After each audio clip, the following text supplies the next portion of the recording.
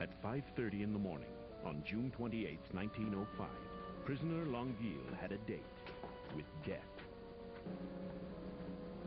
The condemned murderer was marched from his cell on death row to the place of execution inside a Paris prison. He would be beheaded by guillotine. The execution machine had actually been invented by a physician. It was said to be humane, death instantaneous. But scientists wondered, was that really true? Guillotine executions provided the opportunity to raise a startling question. How long could heads like these live on after they were severed?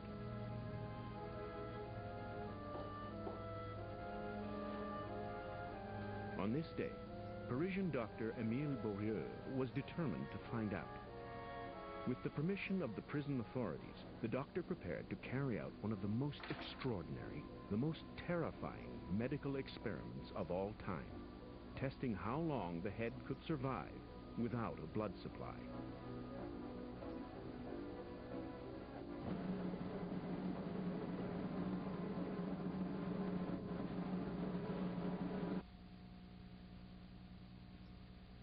Fine precision piece of equipment. You have superb optics. You have rifles with Still function, although they were detached from the body?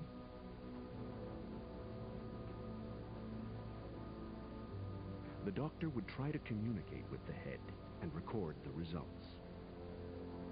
Longueuil!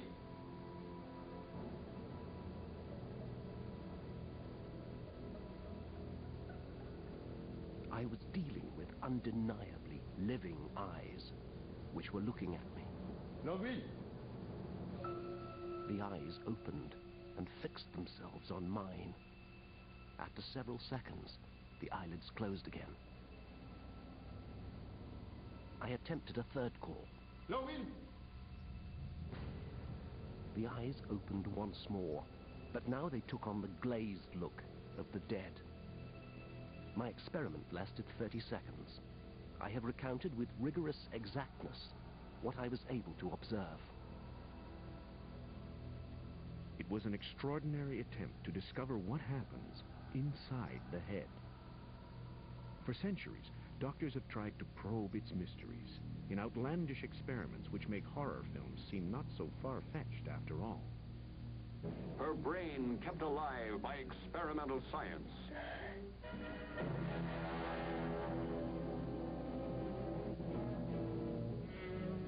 But what Hollywood imagined had already been attempted in real life.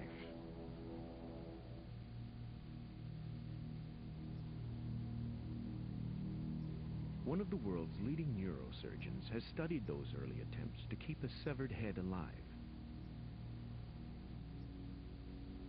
There are good records of the fact that reputable scientists of the time went one step further. They took the guillotined head, having arranged the proper permission with authorities, and connected those heads' blood vessels to the arteries in the neck of large dogs. Those early experimenters knew that blood is the key to keeping the brain alive. It requires 20% of the blood flow from the heart, about 1.5 pints of fresh blood per minute, containing oxygen and glucose, without which it will die. The blood would flow from the animal's body into the brain of the human being. The investigators found that now indeed there was movement of the eyes and the mouth and the muscles in and about the face. So what had the French physician really witnessed on that morning in 1905? Longueuil! Could the eyes of the severed head still see? The ears still hear? The brain still understand? Or were these merely involuntary movements, muscle spasms? For a guillotined head to respond by external stimuli This experiment would have to be conducted within an extremely short period of time because the brain has very little storage of oxygen and glucose.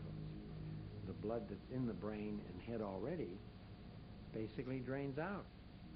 So maybe what was being perceived here is not so much reflecting brain activity, but sort of death throes almost. And under those circumstances, there is muscle movement. The professor has himself pushed the boundaries of knowledge, seeking ways of keeping a brain alive outside the head.